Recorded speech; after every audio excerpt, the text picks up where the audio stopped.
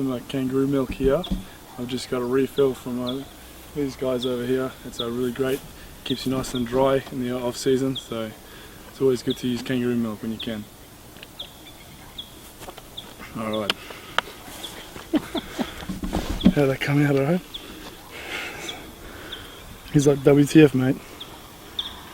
Alright, so we've got some kangaroo milk here. I've just got a refill from these guys over here. It's really great. Keeps you nice and dry in the off season, so it's always good to use kangaroo milk when you can. That's good. Yeah, I love it.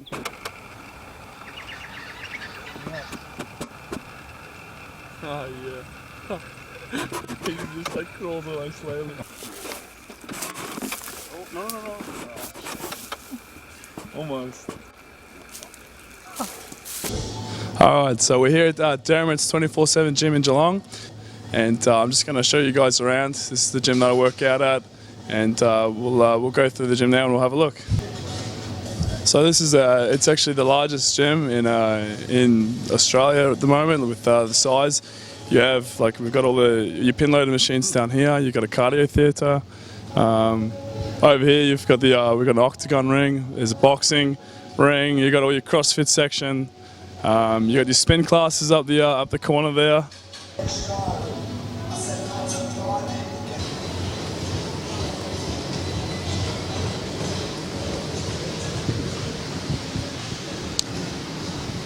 So in here is it's a group exercise room. This is where I like to do my posing practice after my workouts. I come in here.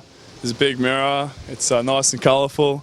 So sometimes I get my gym buddies to come in here and watch me pose, help me out. Hey, how are you, mate? So this is where it all happens. This is the main weights area. We've got all the free weights up the back there. The machines are here. A little stretch area cardio. So this is where I like to basically me and my two training partners or whoever I'm training with. This is where it all happens. This is where we get it done. So here I am now. I'm 23 years old, and so I've been training since I was 13 and a half, 14. I started off in a very small gym in Anglesea. It was actually like a little shed, and from there I progressed to a surf club gym, which is not much bigger. And then it wasn't until I was 18, 19 that I had a first gym membership at a sort of more commercial gym. It was called Phoenix at the time, and that was in Geelong. And then I got to another gym, Geelong's gym, which I worked at for a few years. And now I've been training at this gym, Dermot's 24/7 gym here, for the past, I think it's the last 2 years I've been here. So since I was about 21, 22. And it's been fantastic. It's the biggest gym that I've trained at. I love it here because I've got so much wide variety of equipment. It's spacious, and you're not lining up for weights and all this equipment. And it's a good atmosphere. It's a real bodybuilder's gym. So it's a really good gym for me to train at and get it all done and make some gains. So yeah. David Baye here from MuscularDevelopment.com. We decided we're going to go through an arms workout. Basically rolled through a handful of exercises here. Pretty basic arm workout. Tell us a little bit about, generally speaking, when you're heading in for an arm workout. Is there a particular order of sequence of exercises you like to do, or are you doing the same workout kind of week in and week out and trying to track progress on certain exercises? Are you kind of mixing it up? Tell us a little bit about, like a standard arm day would be for you, and then even from week to week. Yeah. Okay. So starting out, I guess I used to do the same workouts day in, day out, week in, week out. And as you progress, you need to find ways to, shock the muscle and scare it into new growth. So now I don't think there's any one arm work that's the same as the previous one. So I usually go in there. I start with biceps normally, and I finish off with triceps. Sometimes I'll do a bicep and then a tricep and then a bicep exercise like this. Sometimes I'll do 3 biceps in a row exercises and then end off with 3 tricep exercises. With reps and the weights, normally I like to go in pretty heavy on the biceps and push, weight around for sort of around 6 to 12 reps, and start on the compound movements. Usually hit up barbell curls. Finish off with move on to preacher curls and finish off with dumbbell concentration curls or isolated incline curls. With the triceps, I'll usually hit some compound lying overhead presses, some close grip bench presses, and I like to finish off with overhead cables, dumbbells, or push downs. So, but yeah, there's no workout now that's really the same as the previous one. I'll do partial reps, I'll do negative reps, I'll do burns. I'll find any sort of way to shock the muscle. So, yeah. Now for our workout today, like we said, we started off with biceps. What we had kind of discussed when we were going to train arms is that I was like, well, I'll go through your workout, and you were kind of like, well, I'll go through yours. And instead we kind of compromised, went through a little bit of both of our workouts. Generally speaking, I like to start off with my tricep exercises and go to biceps. Like Calum said, he usually does the flip side. So being that we're in his town, northern hemisphere, southern hemisphere. We decided to start with biceps. We started off with the straight bar curls. I generally don't go real heavy on straight bar curls, as we had talked about a little bit. Some people have a little bit of problem with their wrists when you're turning it out a little bit. If I go real heavy, it bothers them just a little bit, but not much. Yeah. So started off with just real basic straight bar curl. One of the things that that we were both kind of in agreement is that we were going to pyramid our sets. Start with reps around 12. Work our way up a little bit. I think one of the really important things for anybody. Somebody older like myself, or somebody who's just on the starting end of their career like Calum, is avoiding injury. And you want to train heavy because you want to grow, but at the same time you want to make sure you're not getting hurt. And I think pyramid is a great way to work your way up to a heavier weight. You're not putting all that the tension on the muscle right away until you're good and warmed up. And so a handful of sets. Next, going to alternating dumbbell curls. Again, real basic bicep exercise. You can get a real good squeeze at the top. Until you start going real heavy, then it's hard to concentrate. But generally speaking, we took it. I mean, one of the things that we agreed on completely for biceps was that it's better to use a little bit lighter weight, focus more on the movement. Tell us a little bit about kind of your mindset with the amount of weight that you're using for biceps. I know you said you go heavier, but when we're talking about training biceps, and anytime you do any sort of isolation work or any weightlifting at all, really, heavy becomes a relative word in relation to how good your form is. Exactly. There's a direct relationship with the amount of weight that you can lift and the amount of reps you can perform. So initially, I used to start off like probably any other young lifter. You want to lift as much weight as you can. Still pretty young. Yeah, I guess. But yeah, of course, I always wanted to be able to lift the most amount of poundages and handle the heavy weight. But of course, it can come at a cost. And at my age now, I realise I can lift quite heavy weights. But even now, I still feel I get sort of sore joints a little bit, and I'm sort of starting to realise that that later down the track, it could come at a cost. So now I've sort of changed my mindset a little bit, and trying to be a little bit smarter. And like what you said, David. Perform on a stricter technique and form, and really concentrate on the muscle and the pump and squeezing it, and time on attention instead of reefing up as much weight as you can. It's good. I think it's good if you can. Obviously, if you can handle heavy weight under strict form, then by all means, it's go for it. But if you can't lift the weight for strict sets, for at least 6 reps, then you're not doing yourself any favors. You're shortcoming yourself for an injury, and you're missing out on gains. So I think you got to find that balance in between. We're bodybuilders. We're not. I'm not a power lifter. Although power lifters, they benefit from the lifting the heavy weights. If you can combine them all together, then you're going to have a pretty good package in the end, I think. So you got to find the balance. Yeah, I mean, you can go into any decent sized gym, and you're going to see a big dude using sloppy form, And you might look at it and say, well, he's doing it like that, so it must work. And it's obviously there's logic behind that. But as we stated before, I think that when you're training biceps to avoid injury and to get the best growth, as a bodybuilder, you got to find that good balance. We took it forward. Did some preacher curls on a machine. Personally, with preacher curls, I prefer to do them on a machine. I know a lot of guys who do have bicep injuries have gotten them doing preacher curls. I think when you do a preacher curl with a barbell, you're locking your hand into that position, and there's a lot of tension on the bottom half, being that the back of your elbow is propped up against something. I've never really had an issue with tendons or anything doing a dumbbell preacher curl or doing spider curls or Scott curls. Rest in peace.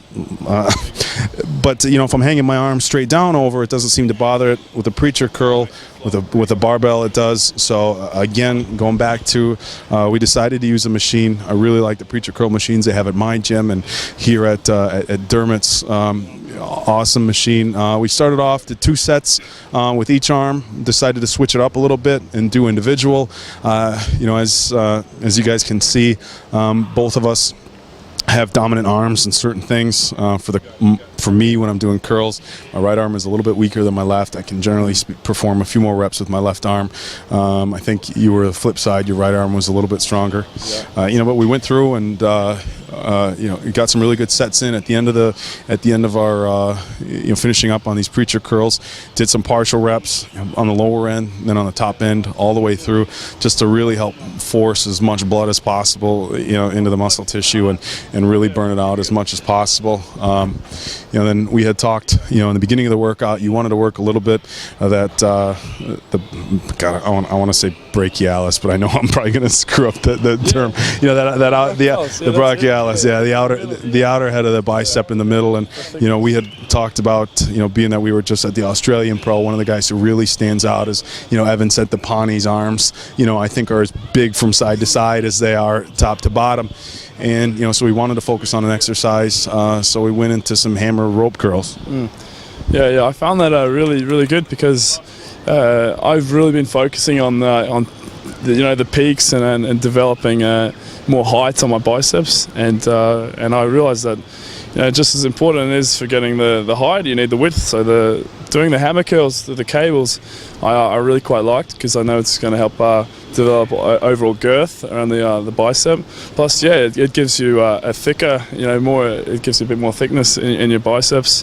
It's going to strengthen up your forearms. It's going to help in other ways as well. So it's something that I really should be, I think I'll try and focus a bit more and incorporate into my workouts from now on.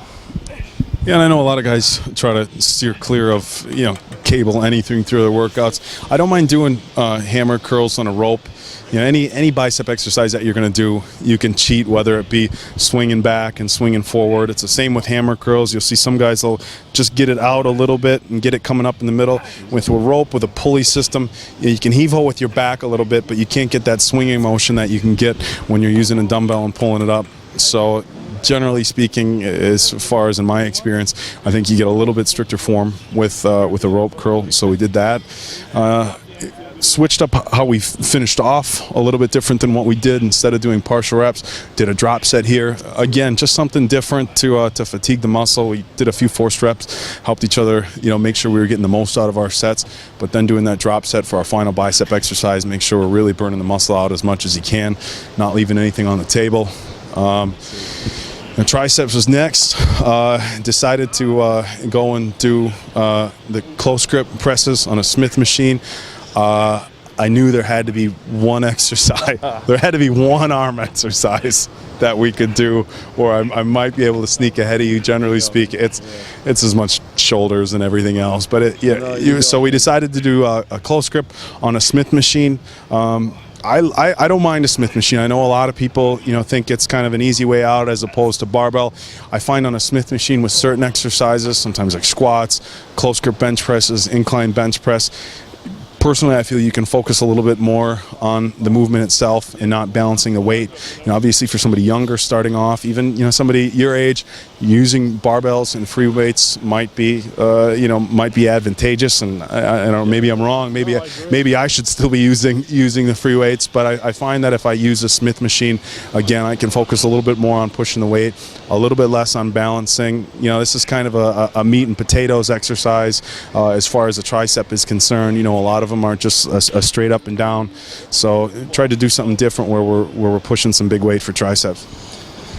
Yeah, I like the Smith machine. It's I've done the close grip with the racks in the squat rack, and that's I find that quite effective as well. But like you said, when you've got the Smith machine, you don't have to really focus too much on your core or balancing. You can really focus and isolate on the triceps. You get a good squeeze on it.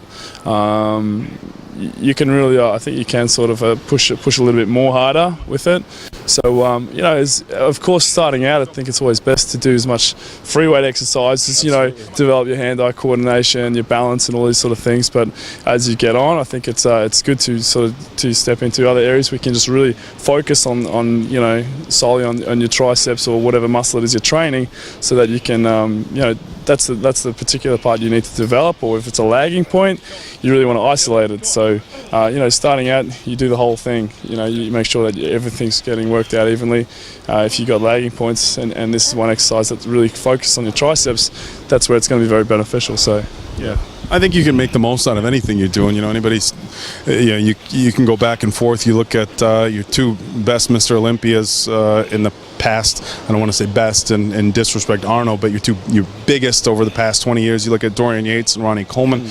Dorian, very much a machine guy, known very well for his heavy leg presses, was real big on hammer strength machines. Obviously, he was doing bent over rows with free weights, which, if I remember correctly, is how he actually injured his bicep. But throughout Dorian's career, from what I know of it, it was a lot of machine movements. You get somebody like Ronnie Coleman, obviously a powerlifting background. So, I think you can make the gains that you need to make as long as you're using good form and using a weight you can handle, like we talked about before.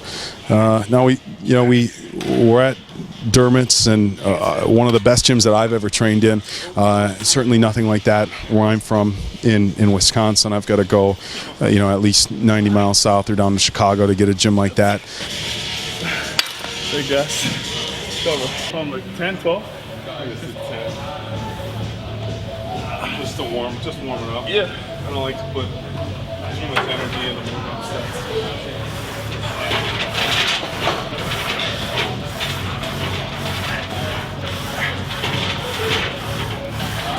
Get them in a little closer than that? A little bit tighter? Yeah. Was there something that got you started in weightlifting? Or was it just like, hey, I want to have big muscles, so I'm going to hit the gym? Yeah, that's a good question, because initially I started off as playing soccer. I played soccer for 8 years, from age 5 till about 13 or whatever it was, 14, 15, up to 16, I think. But it was about when I was 13 and a half or 14, around that age, that I was in, I think I was in year 8, and I still played soccer. And there's some birds around here. I think, I was about I was about 14, and my brother actually got me into the gym, and he said, Calum, come down to the gym. I was like, well, what for? He's like, just come down and help me train. We're just going to go do a workout. I didn't know anything really about it. I just knew that it's trains, and he said, it's going to help you grow your muscles. It's going to, I'll show you what to do. He showed me the barbell bench presses and dumbbell curls, and basically I just followed him around and did everything that he did. And I was, he was his first, he was my first training partner. I was my older brother. And Alex, he was always bigger and stronger than me. He's 2 years older than me, and I this competitive streak in me says, you got to catch him, you got to catch up to him, you got to beat him. I got to beat him. I can't beat him. 10 more pounds. All right. So, so I was, and from then on, we trained at this little gym, and he showed me the workouts, and and eventually, we trained all the way up through to the surf club here, till we were training here still when I was 17 or 18 or whatever it was. And then he decided to join the military, and that was it. So he started focusing training for what he was doing, and it was around, I think it was around.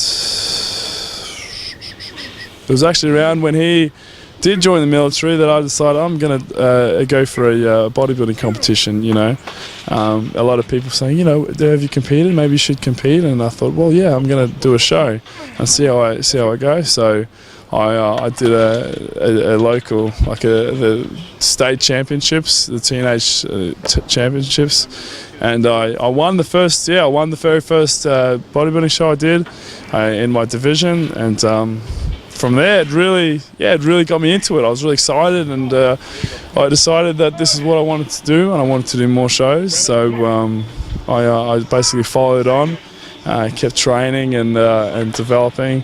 Yeah. Good. All right, so I'm going to show you guys now the first gym that I started training at when I was growing up. It's in my hometown in Anglesey. It's called the Anglesey Surf Life Saving Club. So we're going to go check that out right now, okay?